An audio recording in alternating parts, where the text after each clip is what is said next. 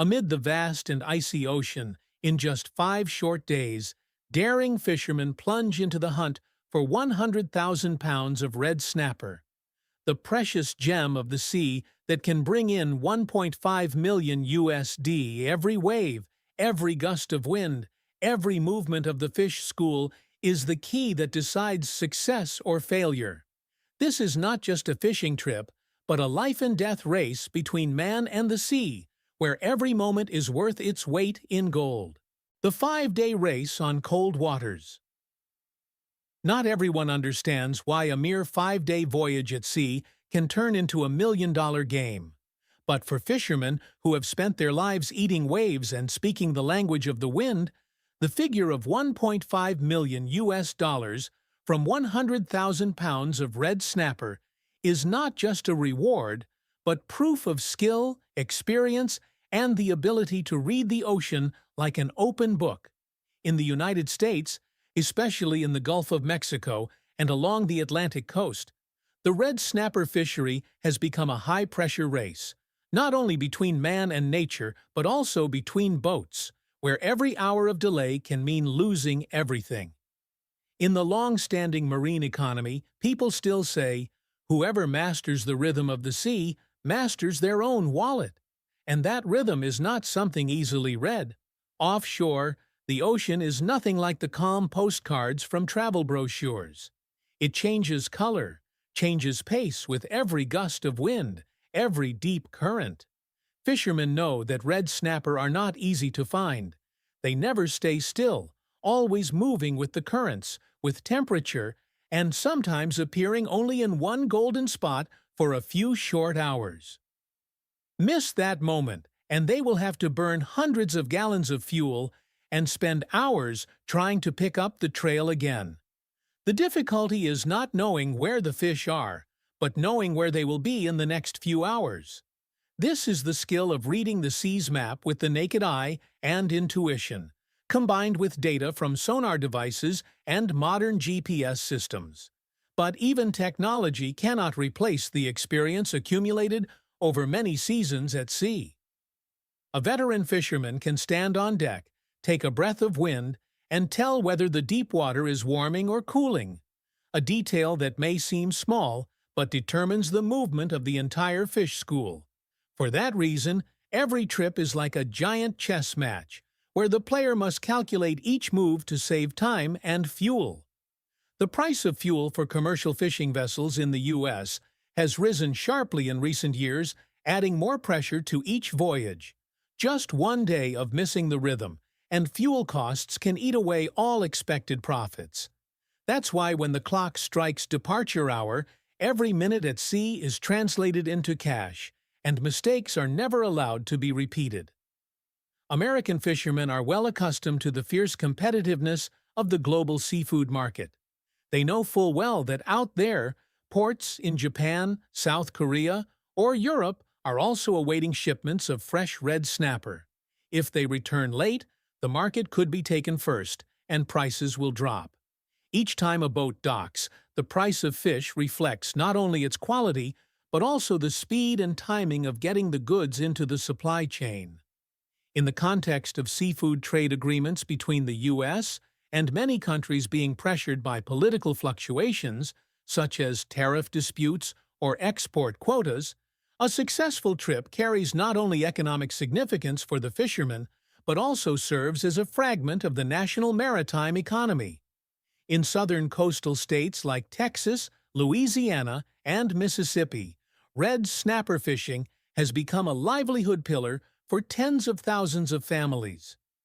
Each fishing season not only brings income, but also sustains an entire support system, from processing plants and cold storage facilities to transport fleets and even waterfront restaurants.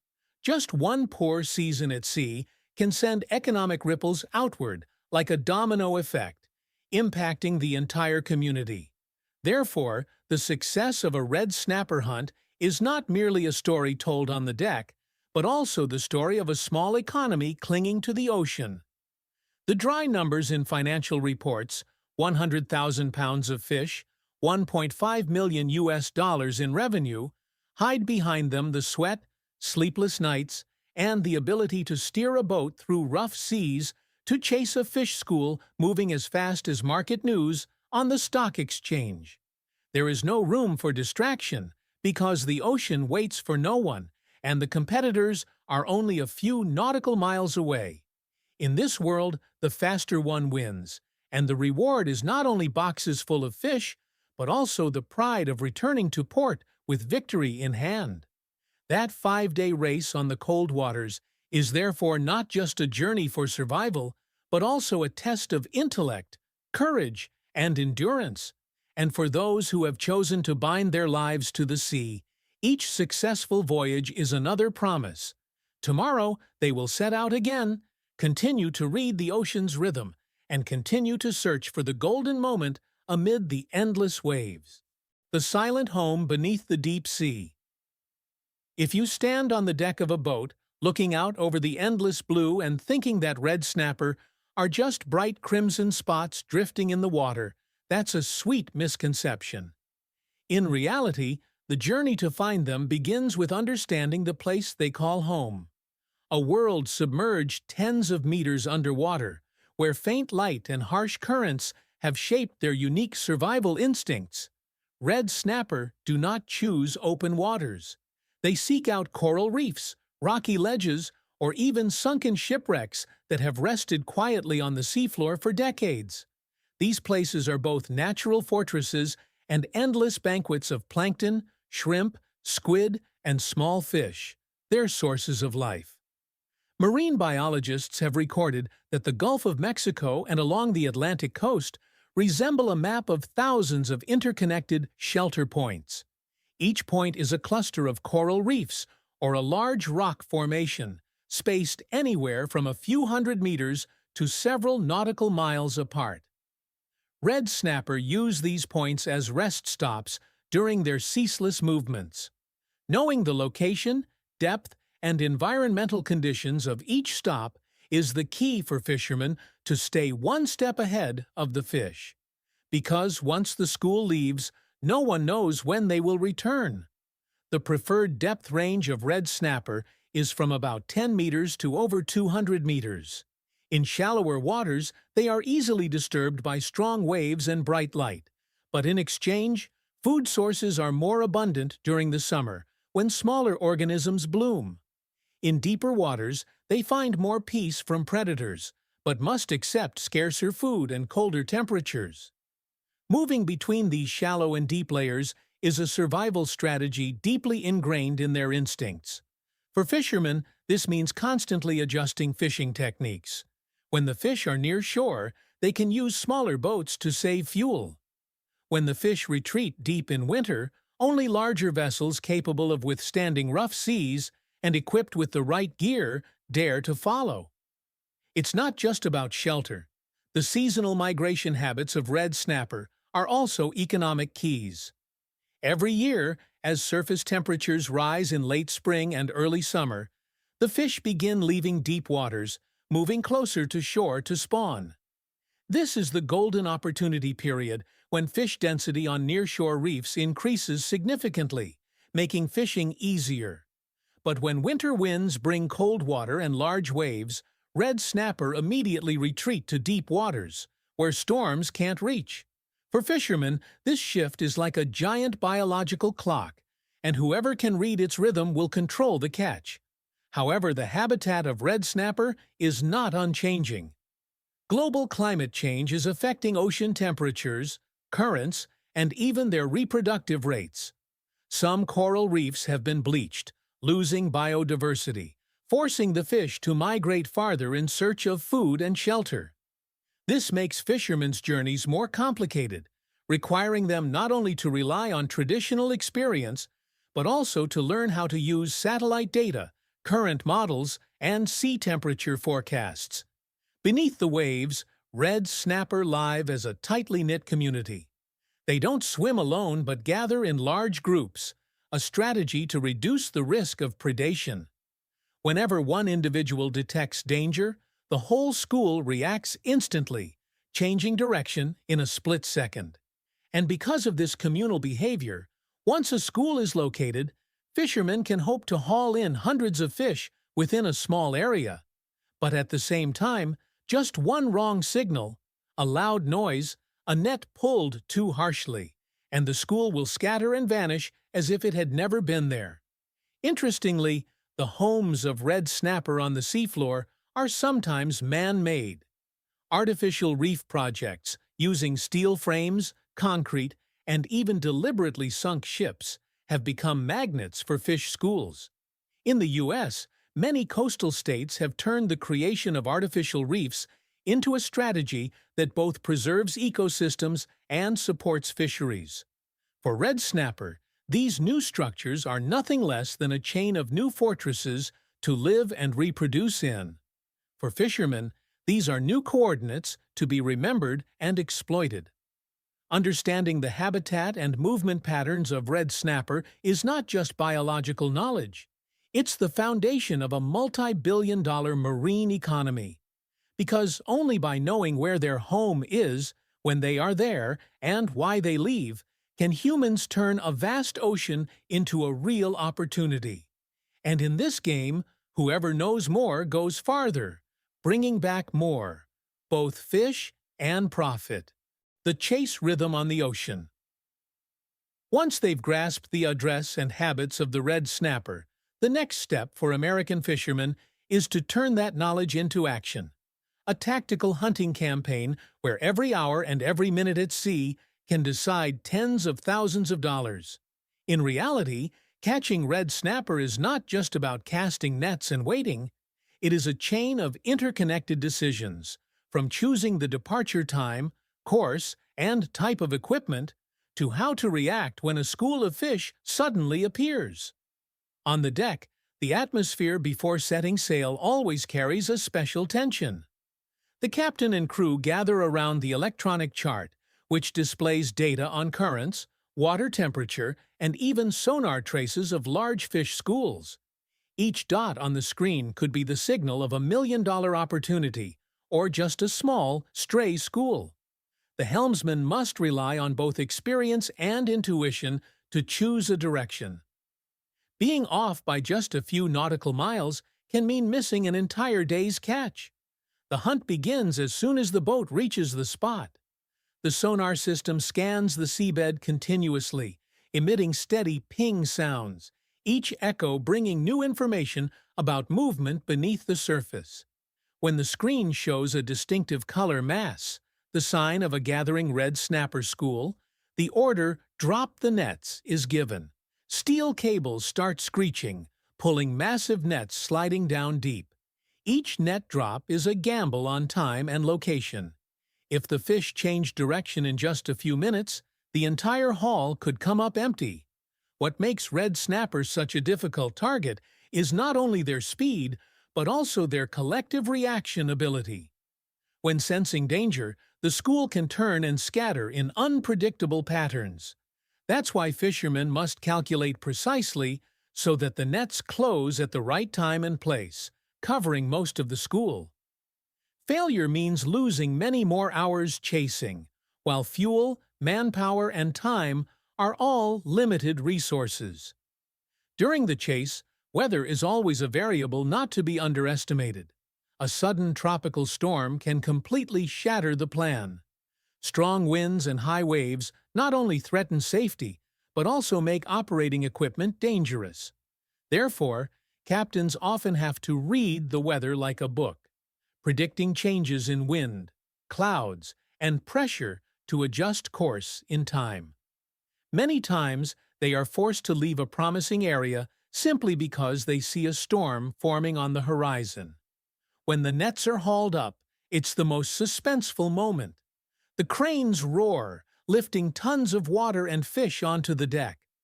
The brilliant red glow of the snappers mixes with the cheers of the crew, creating a scene both powerful and vivid. But that joy doesn't last long. The sorting team immediately works at full speed to get the fish into cold storage, keeping the meat at top quality. In this industry, just a few hours of delay can cause selling prices to drop sharply. Alongside the fishermen's excitement comes the pressure from fishery regulations. In the U.S., Each vessel is only allowed to catch red snapper within a set quota, strictly enforced to protect long-term resources. This creates a paradox. Even when encountering a large school, fishermen cannot overfish, forcing them to choose carefully which hauls are worth dropping the nets for. This is when strategy and patience become key weapons, as a hasty decision can burn their quota before the season ends. In addition, the market also directly affects the chase rhythm. When demand spikes, such as before holidays or tourist season, the price of red snapper can soar, prompting fishing boats to rush to sea. But when supply suddenly exceeds demand, prices drop sharply, forcing fishermen to consider whether to keep fishing or wait for a better time. Every decision is a combination of market information, experience, and risk tolerance. The chase rhythm on the ocean, therefore, is not simply a journey to find and catch. It is a strategic game where every turn of the wheel, every net drop, and every storm avoidance decision is a matter of survival. Beneath the grandeur of those bright red hulls lies an entire world of constant calculation and adaptation. One that has made red snapper fishing in the U.S. one of the most brutal yet alluring symbols of the global marine economy. Steps back to shore and the race on land. When the deck is piled high with blocks of bright red snapper, the journey at sea may seem complete, but in reality, that's only half the way. The other half, and no less intense, is the race on land, where time, quality, and the market become the three variables determining the final profit. As soon as the last catch is put into the freezing hold, the captain orders the bow turned toward the port. The engines roar, slicing through the waves, because every passing hour can decrease the value of hundreds of thousands of dollars worth of goods. In the engine room, engineers constantly check the temperature of the freezing hold. Just a few degrees off, and the fish meat's quality will drop, causing the price to plunge. This meticulousness is not just experience, but also a form of survival instinct deeply ingrained in American fishing culture. However, speed is not the only factor. On the way back, the crew must also coordinate with brokers and distributors to lock in prices before docking. Some captains choose to sell directly to major fish markets, like those in New Orleans or Miami, where prices depend heavily on public auctions.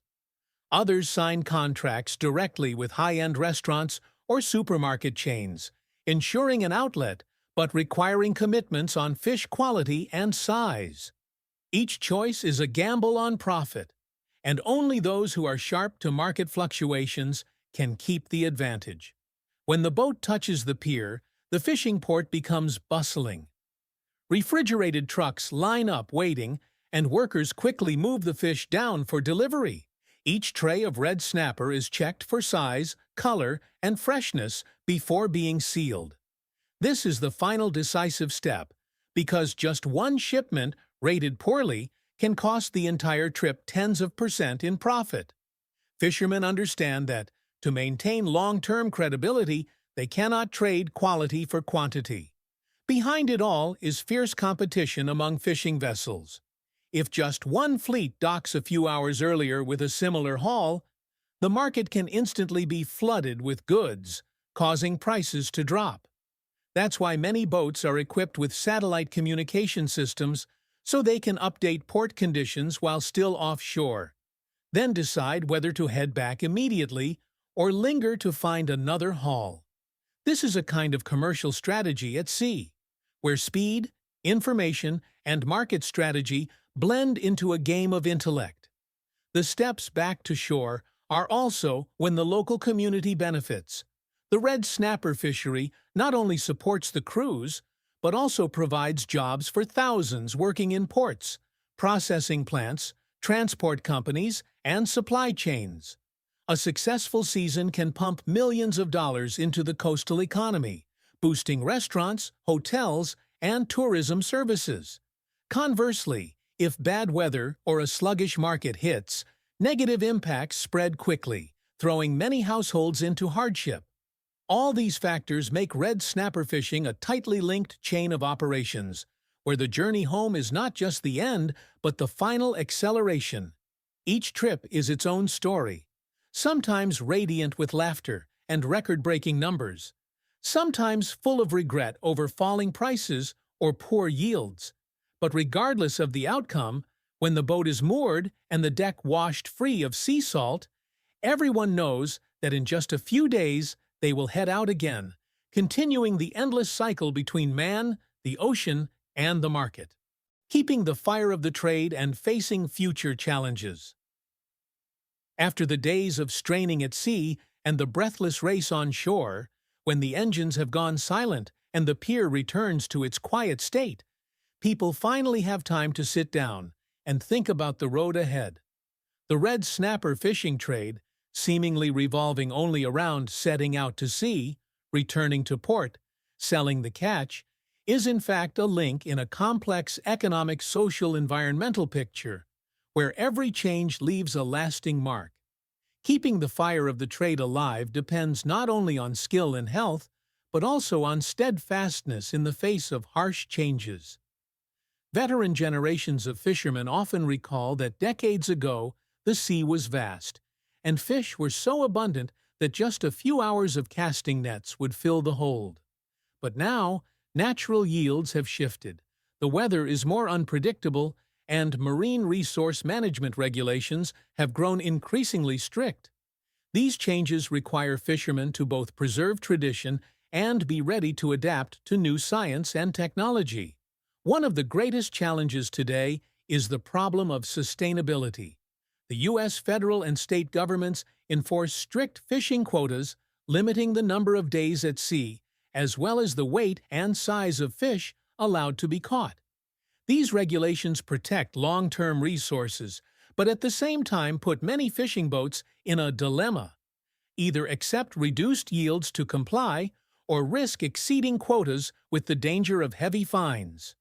In this context, crews who invest in good preservation techniques, selectively catch fish that meet standards, and seek high-value markets can still maintain profits even when yields are no longer what they used to be. The future of the red snapper industry also depends greatly on human factors. Younger generations are less eager for work that is hard, dangerous, and highly dependent on weather. To attract them, many coastal communities have partnered with vocational schools, organizing crew training programs that provide knowledge on safety, financial management, and modern equipment operation.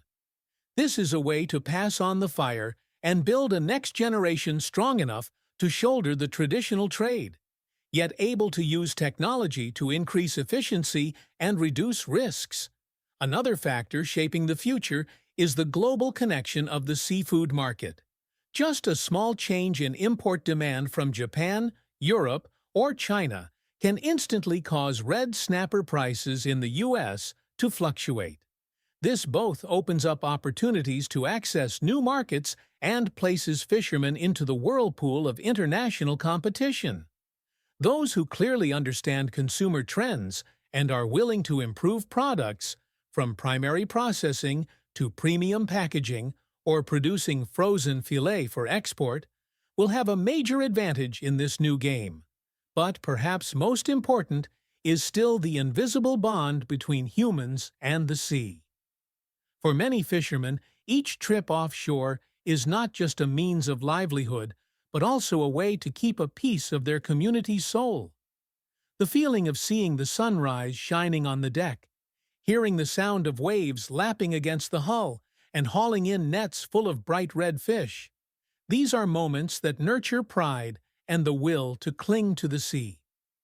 No matter how many economic, political, or environmental changes they face, they still believe that as long as there is the sea and fish, this trade will live on, and the story of conquering red snapper will continue to be written through each season of waves and storms. Long-term vision on the open sea. If in previous generations, the story of American fishermen was tied to going to sea today, to live tomorrow, now the vision must go much further. reaching 10, even dozens of years ahead. The red snapper industry cannot survive on manpower and luck alone. It requires strategy, cooperation, and a fresh economic political mindset to stand firm against global waves. Long-term vision first comes from proactively responding to climate change. Oceanographic research shows that currents, water temperatures, and marine ecosystems are changing rapidly, directly affecting the migration routes of red snapper. In the past, a familiar area could guarantee stable yields for many years, but now that is no longer certain. Fishing fleets are forced to combine satellite data, fish-finding technology, and real-world experience to continuously adjust their routes. Those who can predict and move early will gain the advantage, not only in catch volume, but also in reducing fuel consumption and operating costs. But long-term vision is not just at sea, it's also on land. Once the fish are in the hold, the commercial journey truly begins. Many U.S. ports have realized they cannot rely solely on selling fresh fish immediately. They invest in processing plants, cold storage facilities, and online supply chains, helping products maintain high quality and reach the global market in the shortest possible time. This shift transforms once small fishing communities into modern seafood trade hubs, attracting investors and creating more jobs beyond the shore. Politically, long-term vision means knowing how to stand firm at the negotiating table. The red snapper industry is influenced not only by federal regulations, but also by international trade agreements, environmental conservation policies, and strict export standards. A shipment can be returned simply for violating sustainable fishing regulations or lacking a certificate of origin. Therefore, fishermen's associations, processors, and local governments have learned to work together, both complying with the law and protecting the industry's interests, avoiding having their voice drowned out in global negotiations. Another key element of long-term vision is investment in people. Technology can assist, but skills and spirit still determine survival. Many scholarship programs and startup funds for the fishing industry have been established, encouraging ambitious young people to return to the trade, but in a new version, where they are sea entrepreneurs rather than just deckhands. They know how to use social media to market products, build their own red snapper brand, and negotiate directly with international customers. Long-term vision also requires community cohesion. A healthy port cannot rely only on a few successful boats. It needs an entire ecosystem of fishermen, mechanics, fishing gear suppliers, processing workers, and logistics services. Each person in this chain is a link, and if one link is weak, the whole system falters. Communities that understand this often invest in healthcare, education, and infrastructure to retain residents and create conditions for the fishing industry to grow sustainably. Finally, long-term vision is understanding that the sea belongs to no one alone. Red snappers swim across many waters, influenced by many nations. Preserving long-term resources means international cooperation, data sharing, and honoring common conservation commitments. This is not only a responsibility to the world, but also an insurance policy for the future of upcoming voyages. With such vision, the red snapper industry in the U.S. will not only be the story of short fishing trips, but a long-term journey where each wave is seen as part of a bigger picture. A picture that, if painted skillfully, will remain vibrant for generations to come. Heritage and future. If foresight is the compass guiding the American red snapper industry through the waves, then heritage is the lifeblood that nourishes the spirit and identity of the next generation. On every dock, in the stories told at dinner tables, or in the eyes of old fishermen with silver hair, fishing is not just a livelihood. It is living history, a pride passed down through generations. The heritage of the red snapper trade is not only recorded in numbers of catch or commercial value, but also deeply embedded in the memories of coastal communities. It is the bountiful seasons tied to cheers of joy when boats return, the foggy mornings when fishermen leave home, leaving behind blessings for safety. This heritage is the salty scent of sea wind, the creak of the gangplank leading from pier to boat, the image of calloused hands gripping the mooring rope, all forming a unique cultural identity that no other industry can replicate. But heritage is not meant to be locked away in a museum. It must live and grow. To achieve this, the red snapper industry must find ways to connect the past with the future. Community education programs, living fishing museums, or annual red snapper festivals are effective bridges. They help the younger generation understand that the fish on their plate is not merely a commodity, but the result of an entire chain of labor, experience, and tradition. Once they understand that, they will value it and have the motivation to preserve it. However, preserving heritage in the context of globalization is not easy. Commercial pressure forces businesses to constantly innovate, sometimes pushing traditional methods into oblivion. Here, the skill lies in preserving core values such as sustainability, respect for the sea, and team spirit, while still adopting modern technology and business strategies. A successful red snapper brand in the international market does not necessarily have to abandon traditional fishing. It can turn that very practice into a competitive advantage by proving to customers that its products come from responsible and superior quality sources. Heritage is also the thread that binds the community together. When a fisherman succeeds, he often does not keep the benefit to himself, but reinvests in the port, supports colleagues, or contributes to scholarship funds for fishermen's children. This spirit of riding the waves together not only helps the community survive hard times, but also builds a tight-knit support network where everyone feels part of something bigger. In political and economic terms, heritage is also a form of soft power. An industry with a rich history and strong culture will have a significant voice in defending its interests. When lawmakers or international partners recognize the value of heritage, they see not just a trade, but a piece of America's identity, something that offers a clear advantage in negotiations over quotas, tariffs, or conservation regulations. Looking to the future, heritage will only be truly sustainable if it is passed down proactively. That requires not only telling old stories, but also creating opportunities for the new generation to experience, work, and innovate within the very industry itself. By doing so, heritage will not be confined to the past, but will become the foundation for bold steps into the future. When a fishing community combines foresight with a strong heritage, they not only steer their vessel through present storms, but also shape the course for the long journey ahead.